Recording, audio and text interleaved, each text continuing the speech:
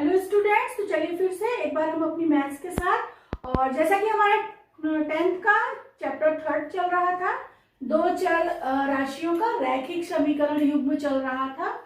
तो जैसा कि आपको पता है, युग्म जो नाम आया है यहाँ पे दो चल राशियों का रैखिक समीकरण युग्म।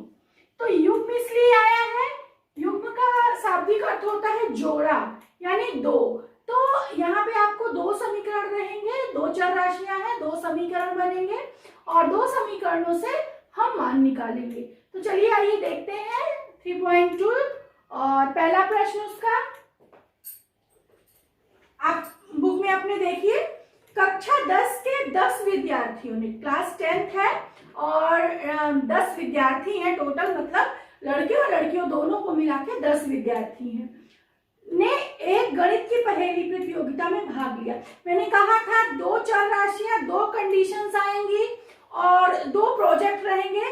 तो आपको यहाँ पे 10 छात्र मिले हैं, लेकिन लड़के और लड़कियां, मतलब एक x है हमारा और दूसरा हमारा y है। तो कह रहा है क्वेश्चन कि 10 विद्यार्थी, मतलब लड़के और लड़कियों को मिला के 10 विद्यार्थी हैं, भाग लिया। यदि लड़कियों की संख्या लड़कों की संख्या से 4 अधिक हो तो लड़के और लड़कियों की संख्या ज्ञात कीजिए। आपको प्रश्न कह रहा है कि टोटल छात्र संख्या, मतलब यहाँ पे लड़का ले लीजिए आप और लड़की ले लीजिए यहाँ पे। तो ये कह रहा है कि टोटल कितने छात्र हैं, दोनों को मिला दिया जाए अगर तो 10 है। कितने हैं, लड़के को और लड़कियों को अगर मिला दिया जाए तो टोटल छात्र संख्या कितनी है, 10 है। क्या क्वेश्चन कह रहा है कि हमारे 10 विद्यार्थी, तो एक को x हम मान लेते हैं और दूसरे को मान लेते हैं हम y। यहाँ पे आपको समझ में आ रहा होगा, छात्र और छात्राएं, मतलब लड़कों की संख्या x मान ली हमने और लड़कियों की संख्या y मान ली। आपने देखा आपको दो कंडीशंस दी है, पहली कंडीशन के रूप में नहीं है, लेकिन उसने एक लाइन में आपको बता दिया कि आपका एक समीकरण इससे बन सकता है, x और y दोनों का योग कितना होगा, 10 होगा। तो यहाँ पे चलिए चलते हैं प्रश्न की ओर। माना लड़कों की संख्या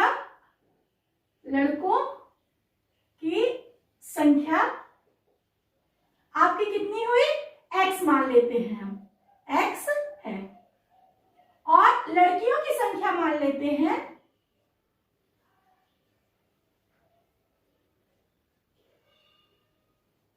लड़कियों की संख्या y मान लेते हैं। तो प्रश्नानुसार पहली कंडीशन हमको कह रहा है वो कि दोनों की संख्या मतलब 10 है, छात्र टोटल छात्र 10 है। इसने कोई कंडीशन नहीं दी है, फिर भी एक लाइन में आपको बताया कि एक समीकरण बन सकता है। तो यहाँ पे हम कह सकते हैं प्रश्नानुसार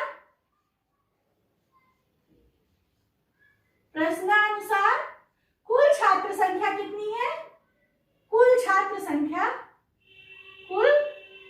छात्र कितने, छात्र 10 हुए। और कुल छात्र में क्या आते हैं, लड़के भी आती हैं और लड़कियां भी। तो बस जो बुक में क्वेश्चन है हम उसको थोड़ा गणितीय रूप में लिख देंगे। कुल छात्र की जगह हम क्या लिख सकते हैं, x धन y। तो ये हो गया x plus y equal to क्या हो गया, 10 हो गया। ये पहला समीकरण हमारा बन गया।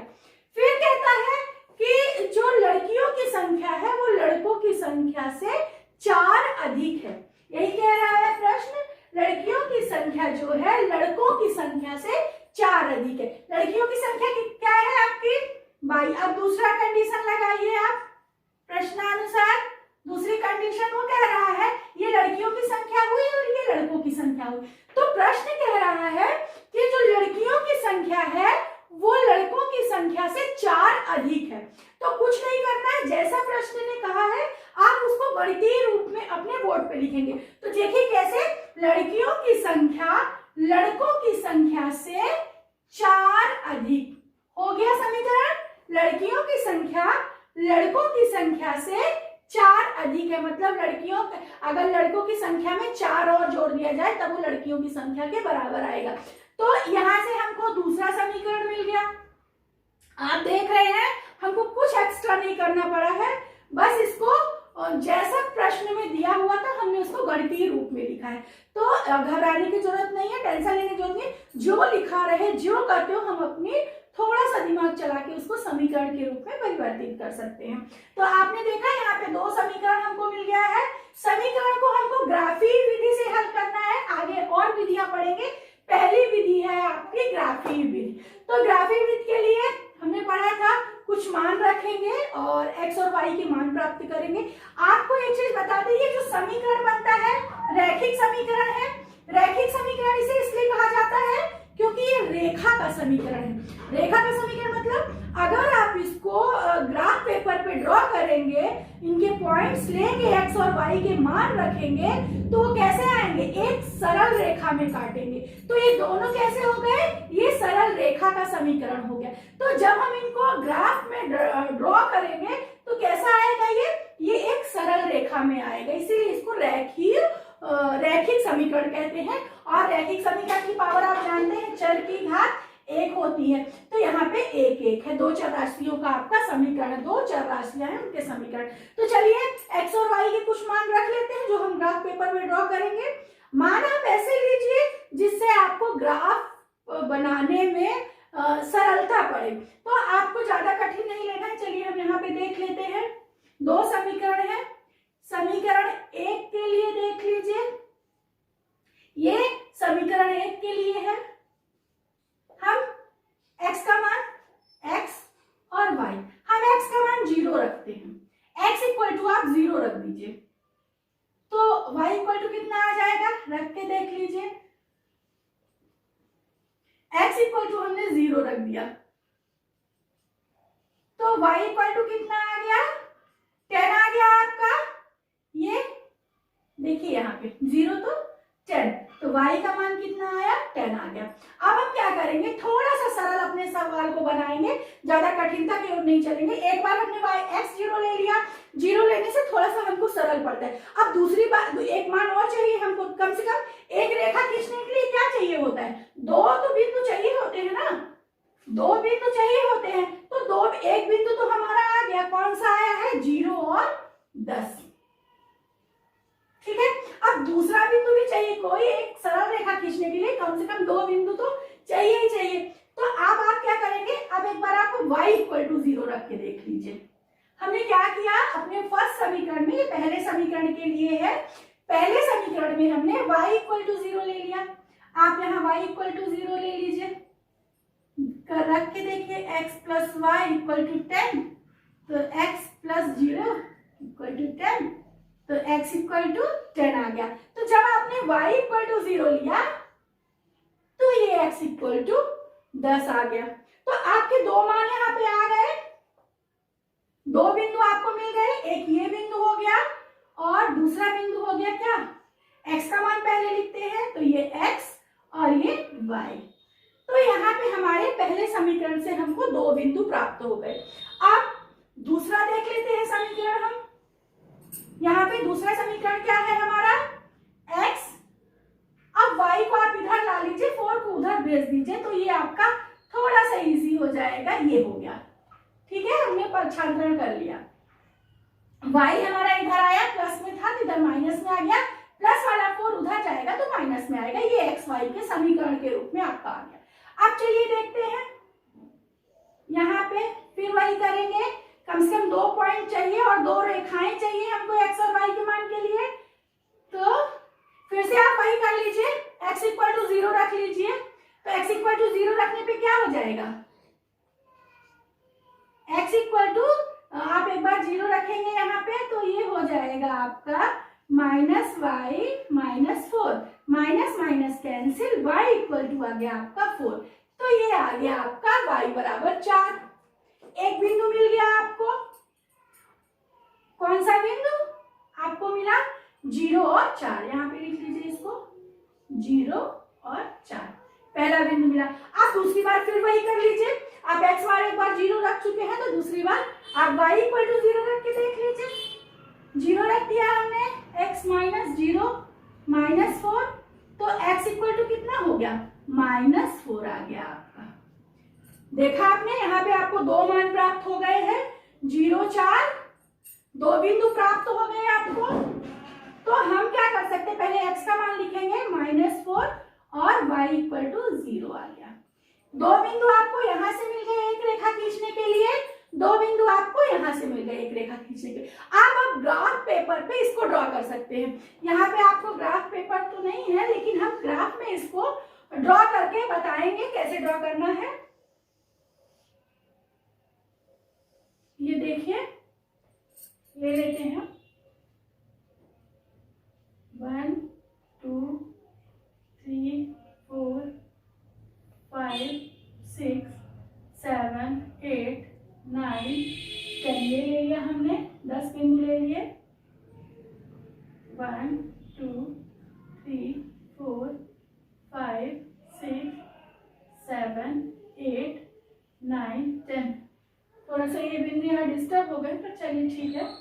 1 2 3 4 5 6 7 8 9 10। ये y का एक्सिस है प्लस का, और ये y माइनस का एक्सिस होता है, y डैश कहलाता है। ये x एक्सिस कहलाता है, और ये कहलाता है हमारा y axis, sorry x dash axis. इधर x के माइनस वैल्यू रहती है, तो ये हो गया -1 -2 -3 और -4। चलिए ड्रॉ करके देखते हैं। पहला बिंदु है x = 0, ये ओरिजिन यहाँ पे जो मूल बिंदु है, तो ये 0 हो गया। और दूसरा बिंदु y एक्सिस पे x तक, तो यहाँ पे ये हमें मिल गया आपका दूसरा पॉइंट 10 मिला यहाँ पे। ये एक बिंदु हमें कौन सा मिला यहाँ पे, 0 और 10, 0 और 10 है ये आपका दूसरा बिंदु। x = 10 और y = 0, तो कहीं नहीं जाना पड़ेगा, ये y अक्ष पे मिल जाएगा, और ये वाला बिंदु हमें यहाँ पे मिल गया 10 और 0। आपने देखा।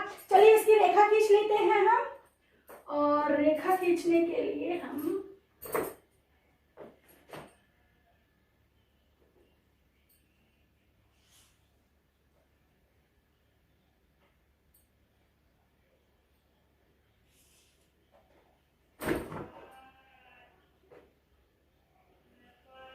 चलिए थोड़ी सी काम चला, वो अपनी रेखा खींच चुकी है।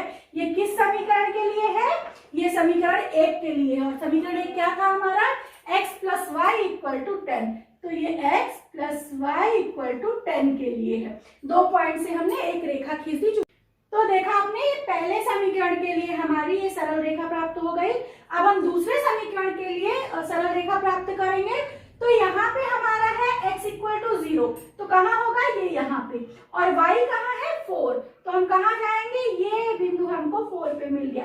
तो ये 0 और 4, ये अपना एक बिंदु यहाँ पे मिला। अब चूंकि हमको सरल रेखा खींचनी है, तो हमें दो बिंदु चाहिए। दूसरा और ले लेते हैं दूसरे समीकरण के लिए, x = -4, तो ये -4 कहाँ पे आया है, ये यहाँ पे आया है। और आपको y = 0, तो y में जाना ही नहीं है, तो यहाँ पे मिल गया आपको -4 और 0। अब अगर हम सरल रेखा खींचते हैं, एक सरल रेखा खींच दीजिए 2 बिंदुओं से जाती हुई, तो ये देखिए कुछ रेड से खींचती हूँ, आपको शायद दिखे, ये एक रेखा हो गई। ये किस समीकरण के लिए है, समीकरण नंबर 2 के लिए। और समीकरण नंबर 2 क्या है हमारा, x - y = -4, x - y = -4। पहला समीकरण x + y = 10, और दूसरे समीकरण के लिए x - y = -4। अब देखते हैं ये काट कहाँ पे रही है, ये जहां पे दोनों रेखाएं काटेंगी वही x और y की वैल्यू आएगी। मतलब आप ग्राफ पेपर पे करोगे, इसको सरल है, कठिन नहीं है, बहुत आसानी से हल कर सकते हैं आप। तो अब देखते हैं कहाँ पे काट रही है ये यहाँ पे आया अपना 7, और यहाँ पे अब नीचे आ जाए अगर हम, तो ये आया अपना 3। मतलब x का कितना गया हम लोगों ने, 3 गए हैं, और y पे कितना गए हैं, 7 गए हैं। तो ये x और y की वैल्यू आ गई आपकी। x = 3 आया, y = 7 आया। तो x क्या चीज है, x लड़कों की संख्या है और y लड़कियों की संख्या है। तो देखा आपने ग्राफ से कैसे इजी से वे में निकाल लिया। तो यहाँ पर लिख सकते हैं अतः लड़कों की संख्या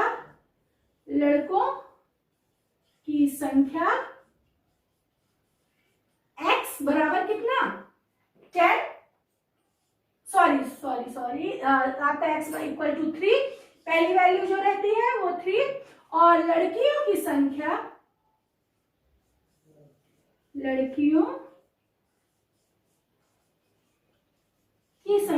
आई आपकी y इक्वल टू 7 आया है। तो ये आपके समीकरण को भी सेटिस्फाई कर रहा है, 7 + 3 इक्वल टू 10, और जो लड़कियों की संख्या है वो लड़कों की संख्या से 4 अधिक है। तो बच्चों ऐसे सवाल कर ले सकते हैं आप, बहुत इजी पड़ेगा आपको। और आज के लिए इतना ही, फिर मिलेंगे कल नए सवाल के साथ। तो ओके, थैंक्स।